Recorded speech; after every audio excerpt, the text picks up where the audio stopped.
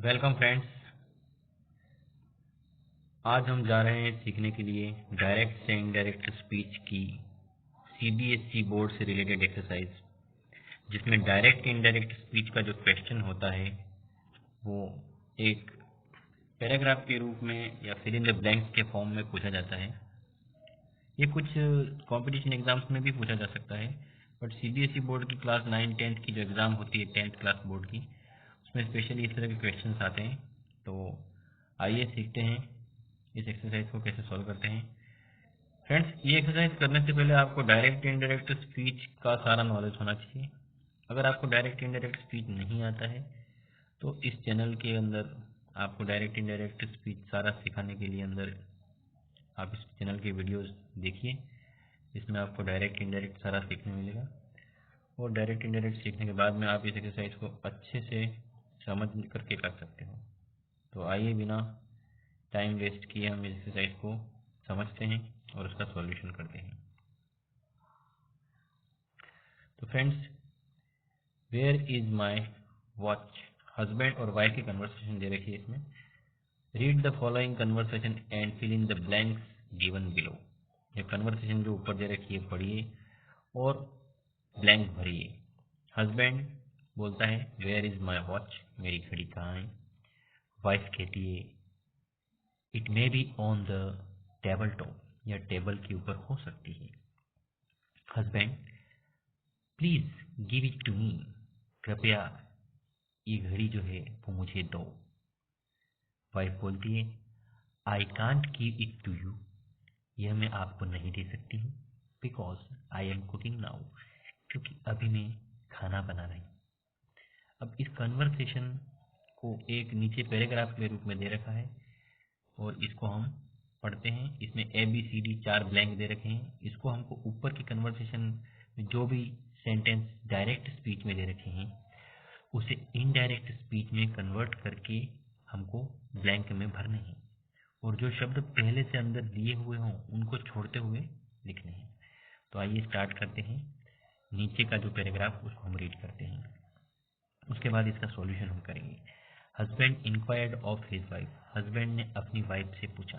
यहाँ पे inquired of लिखा है, उसकी जगह और आस्क्ड भी लिखा हुआ हो सकता है, या हस्बैंड वांटेड टू नो ये लिखा हुआ भी हो सकता है। तो husband inquired of his wife, husband ने अपनी वाइफ से पूछा a dash dash dash was watch was stop. His wife replied, उसकी पत्नी ने जवाब दिया that be it dash dash dash. Husband requested his wife see to dash dash dash. His wife replied him that she dash dash dash cooking then. तो जो शब्द इसमें जैसे कुकिंग देन दे रखा है, जो शब्द पहले से दे रखा है उसको रिपीट नहीं लिखना है, वो हम इसकी एक्सरसाइज के आंसर में देखते हैं। चलिए इसका आंसर सॉल्व आउट करते हैं हम। ये देखिए मैंने इसको सॉल्व आउट करके लिखा है, अब हम इसको समझेंगे। Husband inquired of his wife where his watch was. तो यहाँ पर जो ये वेयर लिखा है, ये वेयर हमने यहाँ पे लिखा वहाँ से ऊपर से, माय वॉच की जगह हमने हिज कर दिया, और वॉच वॉज, वॉच पहले से लिखा हुआ था तो हमने उसको एज इट इज रहने दिया और इज का वॉच कर दिया। इज जैसे मैंने एक एरो करके बताया है कि इज वॉच के पीछे चला जाएगा, और तो बन गया where his watch was. His wife replied, उसकी पत्नी ने जवाब दिया, जो ये सेंटेंस नंबर 2 है, जो वाइफ का जवाब है इट मे बी वाला। दैट इट मे बी का माइट भी बन गया। मे का क्या हो गया, डायरेक्ट से इनडायरेक्ट होने पर might. It might be on the table top, it might be on the table top.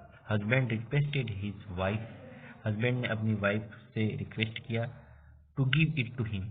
Please give it to me लिखा है, यहाँ पे गिव इट टू मी लिखा है, तो ये गिव का गिव ही रहेगा, इट का इट रहेगा, टू का टू ही रहेगा, लेकिन मी का बन जाएगा हिम। तो प्लीज, और प्लीज की जगह पर हमने पहले से क्वेश्चन में दे रखा रिक्वेस्टेड, तो to give it to him. His wife replied him, उसकी पत्नी ने उसे जवाब दिया, जो कि हम यहाँ पर कह सकते हैं चौथे नंबर पे जो सेंटेंस है या लास्ट सेंटेंस है। His wife replied him that she could not give it to him.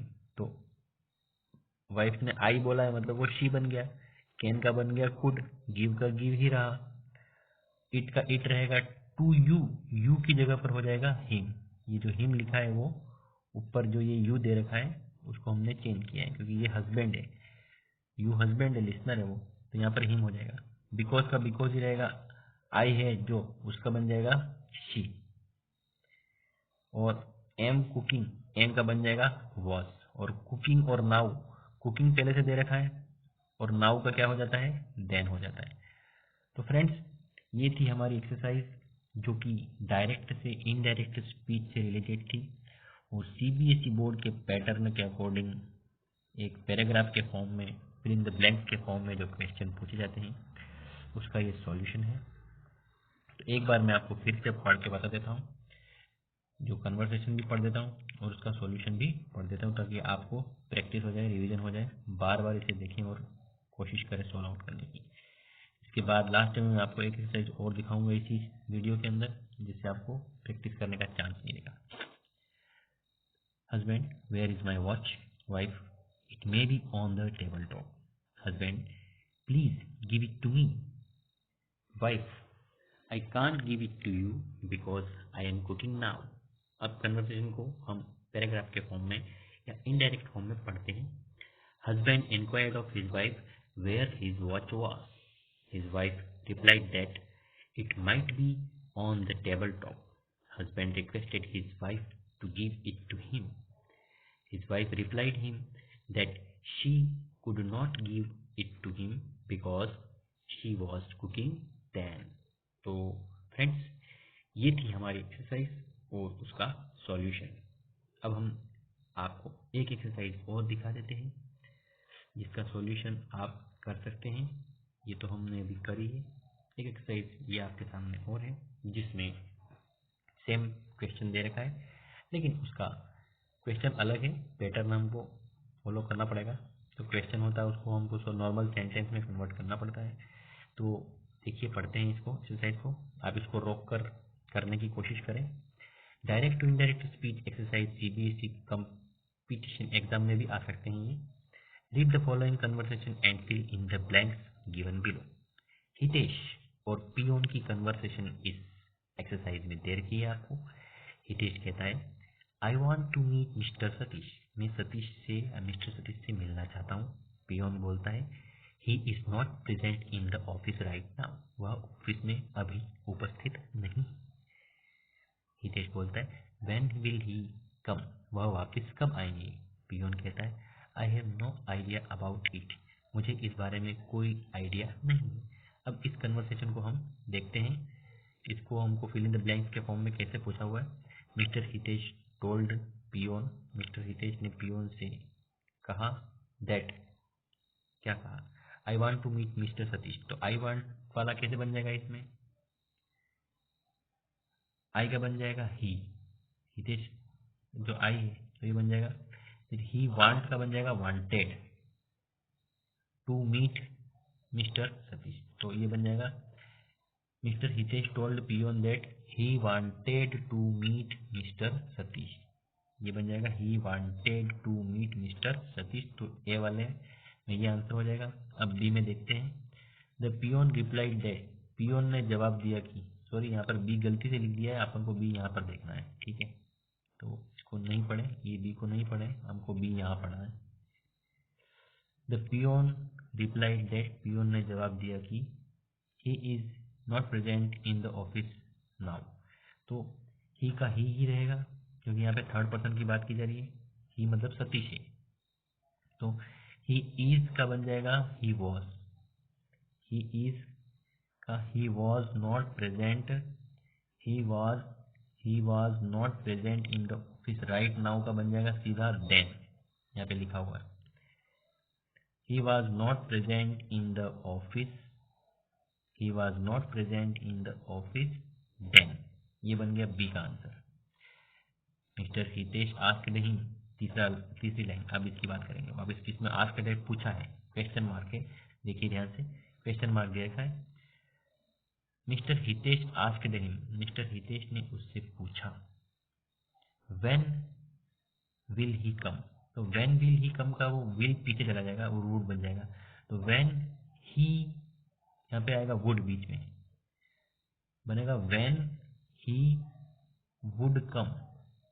यहाँ पे बनेगा विल जो है वो ही के बाद में आकर के वुड में कन्वर्ट हो जाएगा और क्वेश्चन मार्क हट जाएगा। तो बनेगा व्हेन ही वुड कम। तो फ्रेंड्स सी का आंसर होगा व्हेन ही वुड कम, और क्वेश्चन मार्क हट जाएगा और फुल स्टॉप लग जाएगा। और लास्ट वाले सेंटेंस को हम अब डी में फिट करेंगे। पियोन बोलता है I have no idea about it. तो peon replied that I have no idea about it. I का बन जाएगा ही, आई का बनेगा ही, हैव का बन जाएगा हैड, नो का नो ही रहेगा, आइडिया का आइडिया ही रहेगा, अबाउट इट भी एज इट इज रहेगा। तो चेंज कहाँ पे हुआ? दो जगह पे। पियोन मेल है इसलिए आई का बन गया ही और हैव का बन गया हैड।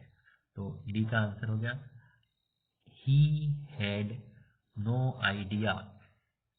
अब अबाउट इट ऊपर भी दे रखा है, अंदर भी दे रखा है, इसलिए हमको बार बार अबाउट इट यहाँ पे नहीं लिखना है। अबाउट इट अंदर दे दिया मतलब आइडिया तक लिखकर आंसर फिनिश हो जाएगा।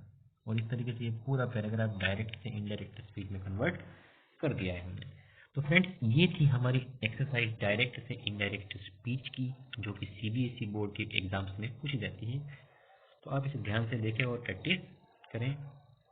और डायरेक्ट इनडायरेक्ट स्पीच के लिए आपको मैंने पहले ही बताया कि इसके जो चैनल पे वीडियोस हैं उसको देखकर प्रैक्टिस कर सकते हैं। तो फ्रेंड्स आज हमने 2 एक्सरसाइज सीखी, उसको आप ध्यान से पढ़िए और बार बार सॉल्व आउट कीजिए, समझिए।